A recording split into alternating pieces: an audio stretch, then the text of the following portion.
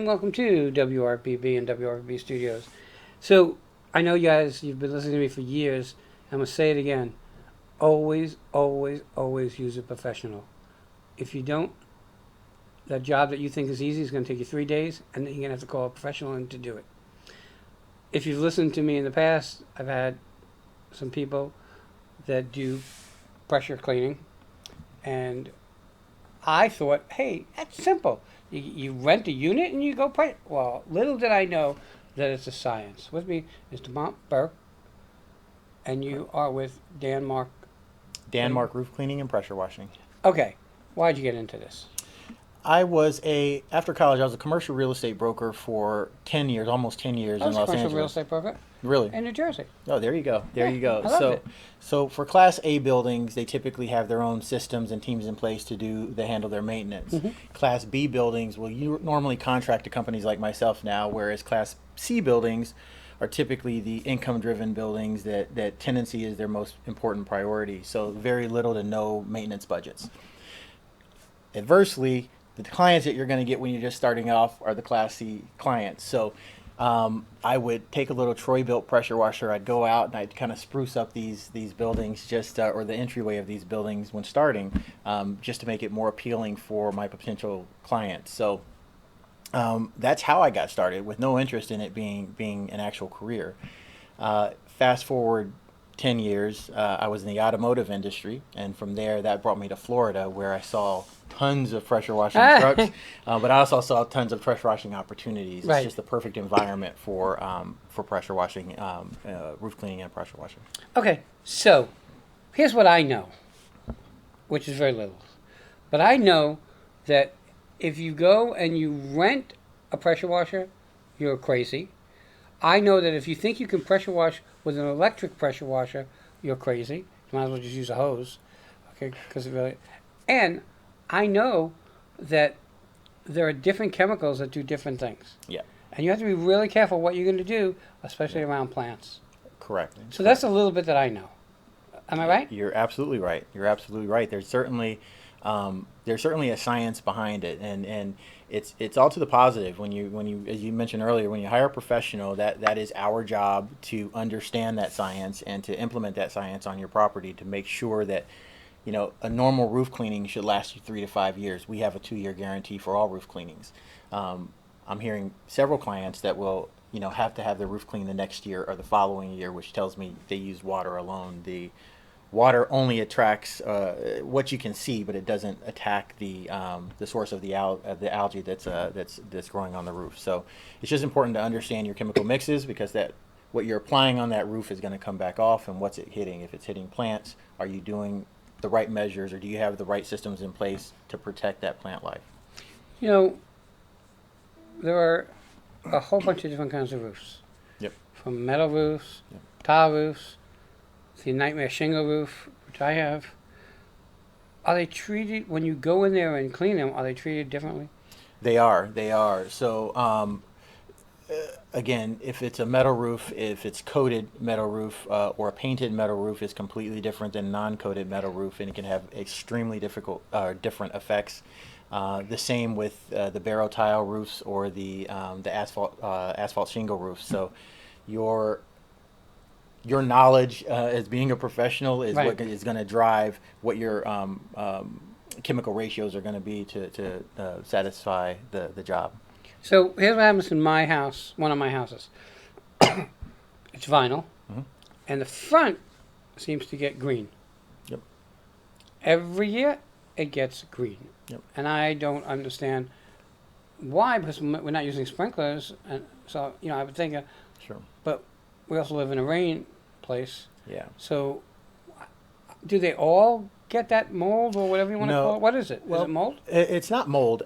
Typically, it's mildew is what Okay. it is. So, by you saying that tells me that the front of your house is either north or west facing, and you're getting the least amount of sun at any given time. But it's the perfect environment for those spores, if you will, to start growing and doing what they do to create that green haze that, if not treated, will eventually turn orange and almost rust colored. And we've been called out on multiple jobs. I want you to get this rust off my house. Can you And do that? we can absolutely get it off, but it's not rust, so there's a different process to Okay. treat. So my eyes opened wide when you said that the house is facing north or west. Is that what you Yes. said? Okay. So my house, where Yep. the problem is, Correct. faces north. Yep.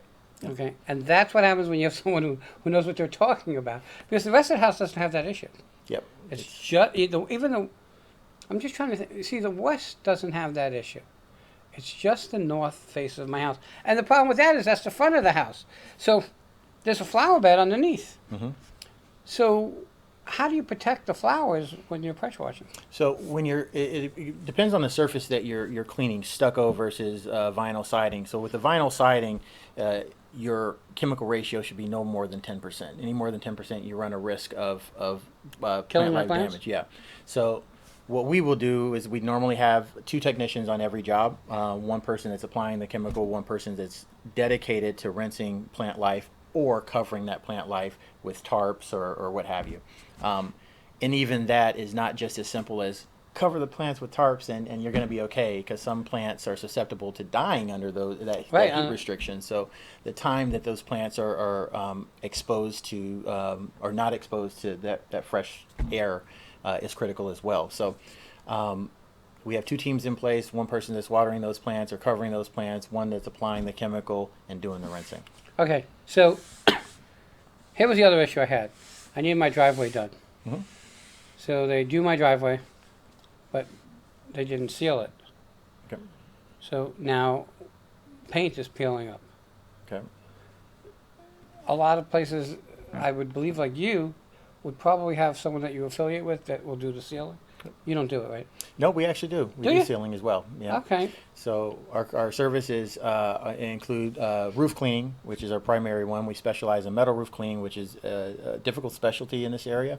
Metal roof cleaning, barrel tile cleaning, cement tile, clay tile, as well as asphalt shingle, soft washing, which is the vinyl siding that you talked about, Right. pressure washing, but we do sealing as well. You know, if you're going to do a job, have it done right. Because if you don't, like you said, you give a 2-year warranty on it. Correct. If you have to do it every year, it's going to cost you. If you do it yourself and you have to do it every year, it's going to cost you more than having a professional come and do it. Yeah. And everybody's philosophy is different. My philosophy is, I could change my own oil on my car, but why? It would take me 2 hours. It takes them 20 minutes, let's say a half hour. So that extra hour and a half, I can make more than the $40 I pay them, and another family is being fed. Yep. And we're spreading the wealth. Now, I know a lot of people like the DIY. Okay, now what I've learned about DIY is every time I'm given a DIY job to do, and I say, oh yeah, it's easy. No, 3 days later I'm cursing. Okay. That's normal. I'm cursing. Okay, how do you, and I don't want a number, but how do you price a job? Do you price it by the job? Do you price it by square footage? How do you price a job? Well, you're pricing a job with a number of different things, and your time and your experience is also part of that number. Absolutely. Because a lot of times, and I'll take driveways just as an example, you'll bid X amount on a driveway, whereas you may lose that contract to someone that's bidding half that price. And the question is, what products, what chemicals, what equipment is he or she using to do their job versus what we're using to do our job? What marketing efforts, insurance, what are they doing to justify their pricing? So we don't necessarily price it by, we try to price it by square footage, I should say, but sometimes it might be too small. So sometimes you have to price it by the hour. Right. Or it's too large where you can't gouge people. You price it according to what the job should be priced at. But you don't want to, this is what I've learned, excuse me, you don't want to underprice a job and then have to skimp on what needs to be done. Correct. If you can do a job, do it right. Correct. And people are strange because, like I said, I'm like everybody else. A guy came to me and he said, hey, I can pressure wash your driveway for X dollars. Pressure washing my driveway, I thought, hey, everybody else gave me like double that price. Mm-hmm. Well, now the paint is peeling. Yep. And the oil is coming back through again, the concrete. Okay. So, with that said, let me ask you this. If someone has an oil stain, can we get them out? It can be taken out. There's oil can be very stubborn, so it can be a multiple treatment process involved when you're taking out oil. When you have a painted driveway, there's different tools to use. Normally, a surface cleaner, which is a round disc that covers a large Right. area. On a paver driveway, for example, that's perfect. However, on a painted driveway, you don't want to do that. It's putting too much pressure on that paint, and that paint's going to lift. So you'll use a wand with a certain spray pattern that's going to be more effective in that. Interesting. Primarily with that, though, is the amount of chemical that you use, because you don't want to burn or kill the grass on the side of that as that chemical runs off. So again, it's just dialing into your chemical mix ratios, using the appropriate equipment.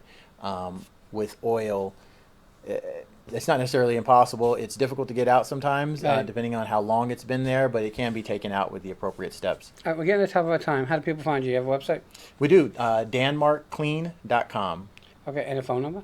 310-924-2346. Everybody, I said it a million times, I'll say it again. Always, always, always use a professional, because that's where you're going to have the least amount of aggravation. And ironically enough, you might not understand this, but save the most money. With that, I want to give you Thank you. thank you for coming on. Everybody, stay tuned. We'll be right back.